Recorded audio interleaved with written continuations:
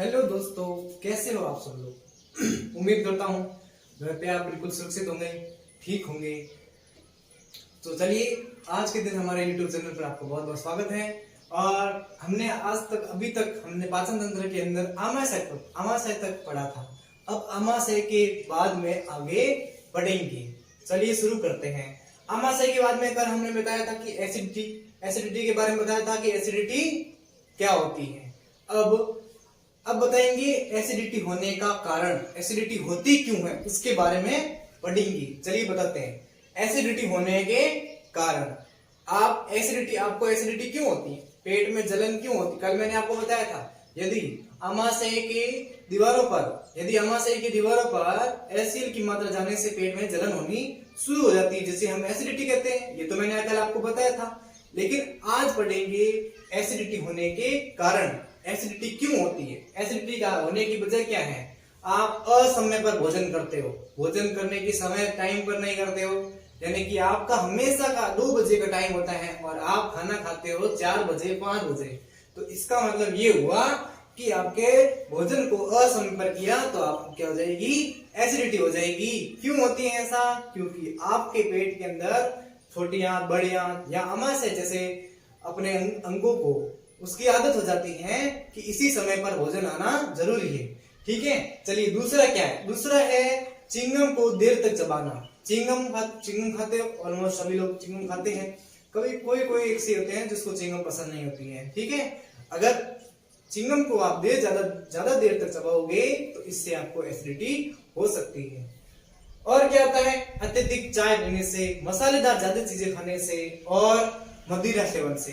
कुछ लोगों को पता नहीं मदिरा क्या होता है। मदिरा शराब को बोलते हैं, हिंदी में इसको मदिरा बोलते हैं।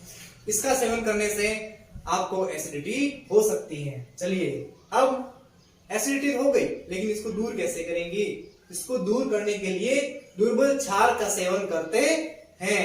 जैसे कि अगर पेट में ज्यादा दर्द होने लग जाता है कि मेरा पेट में एसिडिटी हो गई है, तो आपको इनो की एडवाइस दी जाती है। अब इनो के अंदर क्या होता है, इनो एक प्रकार का दुर्बल क्षार है जो आपकी पेट में बढ़ी गई अम्लता को दूर कर देगा, जिससे आपके पेट में एसिडिटी खत्म हो जाएगी।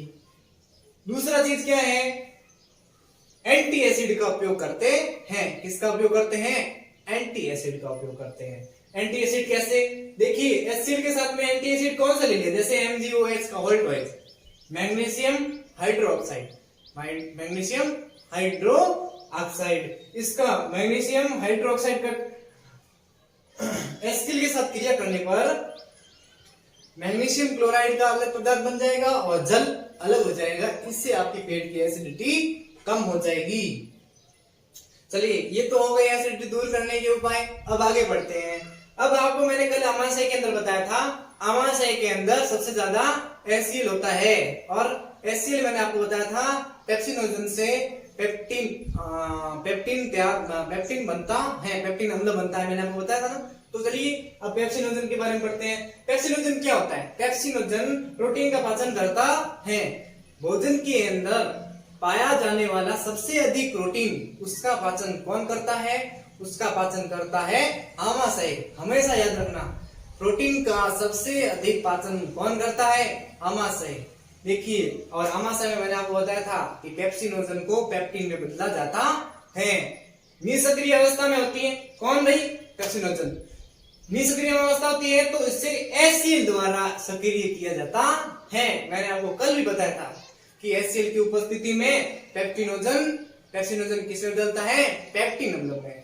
ठीक है ठीक है फ्रेंड्स, चलिए आप ये इतना उतारिए, फिर मैं आपको इसके आगे बढ़ाता हूँ।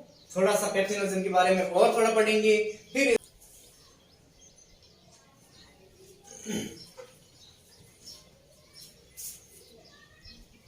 हाँ तो दोस्तों, अब तक आपने जितना पढ़ा है उसके आगे पढ़ेंगे। देखिए, हमने पढ़ा था पेप्सिनोजन के बारे में। अब पेप्सिनोजन से आगे बढ़ते हैं।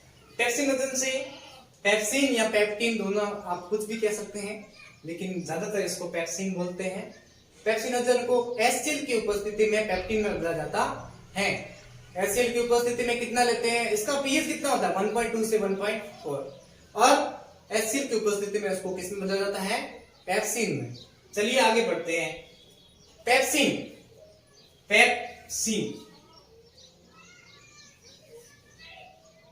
पेप्सिन एक प्रोटीन पाचक एंजाइम है। किसका पाचन करता है? प्रोटीन का। मैंने आपको थोड़ी देर पहले पढ़ाया है कि आमाशय में सबसे अधिक पाचन किसका होता है? प्रोटीन का।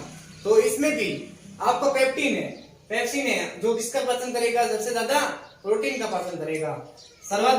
शरीर में सर्वाधिक प्रोटीन का पाचन आमाशय के अंदर होता है। मैंने आपको थोड़ी देर पहले पढ़ाया है कि शरीर में सबसे अधिक प्रोटीन का पाचन किसमें होता है? आमाशय में। चलिए आगे बढ़ते हैं।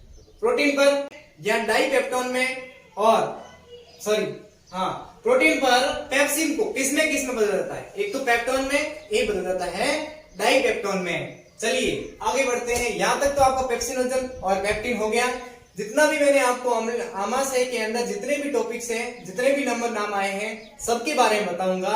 क्या होता है, क्या नहीं होता है, सबके बारे में। तो मैंने आमाशय को पढ़ाते समय एक श्लेष्मा नाम करके कुछ एक आया था, टॉपिक आया था, तो उसके बारे में बता देता हूँ। श्लेष्मा क्या होता है? श्लेष्मा एक पीले रंग का गाढ़ा पदार्थ होता है जो किसमें? आमाशय में एसिल, आमाशय में जो दीवारों के ऊपर आमाशय की दीवारें होती है ना, उसके चारों तरफ से लिपटा रहता है। कौन? श्लेष्मा। आपको पता है आमाशय के अंदर एसिल पाया जाता है, तो हर वक्त एसिडिटी क्यों नहीं होती है? कुछ लड़कों के दिमाग में सवाल भी आया होगा, नहीं होता है। क्यों नहीं होता है? क्यों भाई? श्लेष्मा के कारण। एक श्लेष्मा ही ऐसा है जो आमाशय की दीवारों पर लिपटा रहता है। इस कारण आपको हर वक्त एसिडिटी नहीं होती है, जो आपका एसिड जाने से उसकी रक्षा करता है। श्लेष्मा एसिड से आमाशय की दीवारों की सुरक्षा करता है। अब यहाँ तक तो पढ़ लिया, ठीक है। चलिए अगला क्या है? Gastric lipase. मैंने आपको आमाशय पढ़ाते समय बीच में एक गैस्ट्रिक लाइपेज के नाम भी आया था। तो गैस्ट्रिक लाइपेज क्या होता है? ये एंजाइम वसा का पाचन करता है। किसका पाचन करता है? वसा का। प्रोटीन का पाचन तो उसने कर दिया, लेकिन अब जो भोजन के अंदर पाई जाने वाली वसा है, तो उसका पाचन कौन करेगा? उसका पाचन करेगा गैस्ट्रिक लाइपेज। गैस्ट्रिक लाइपेज ये एंजाइम वसा का पाचन करेगा। वसा का पाचन करने के लिए उसको किसमें बदलेगा? वसीय अम्ल में। और किसमें बदल देता है? वसीय अम्ल तथा ग्लिसरॉल में बदल देता है। चलिए यहां तक उतारिए। और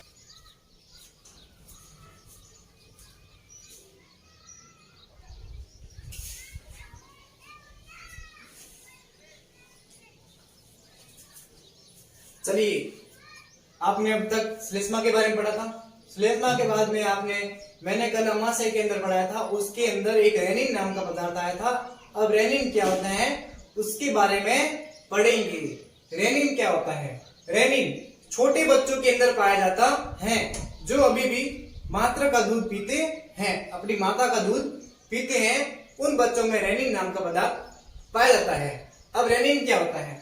ये रेनिन माता के दूध में उपस्थित कैसीन, आपको पता होना चाहिए कि दूध के अंदर पाया जाता है उपस्थित कैसीन, और माता के दूध के अंदर कैसीन उपस्थित होता है, वो प्रोटीन का पाचन करता है। ठीक है, प्रोटीन का पाचन करता है। कैसीन रेनिन की उपस्थिति में। किसकी उपस्थिति में? याद रखना, कैसीन रेनिन की उपस्थिति में। किसकी उपस्थिति में? रेनिन की उपस्थिति में पैरा कैसीन में बदल जाता है। चलिए आगे बढ़ते हैं। अब ये तो क्या, यहाँ तक के टॉपिक खत्म। अब आगे बढ़ते हैं छोटी आंत बड़ी आंत। अब छोटी आंत के बाद में पढ़ेंगे बड़ी आंत, इसके बाद में पढ़ेंगे छोटी आंत के बारे में। छोटी आंत के अंदर 3 प्रकार के पदार्थ रहते हैं, DJI, आपको शॉर्टकट में याद रखना है DJI। और बड़ी आंत में क्या होता है? CCR। DJI, D का मतलब डुप्लेनम, और J का मतलब जेजुनम। क्या होता है? जेजुनम। और I का मतलब इलियम। ठीक है, चलिए बड़ी आंत के अंदर क्या होता है? पहले सीकम, फिर आता है कॉलम, और फिर उसके बाद में रेक्टम। चलिए ये तो 3 टॉपिक इसके हो गए बड़ी आंत के, और ये हो गए 3 छोटी आंत के। अब यहाँ तक क्लियर हो गए हैं।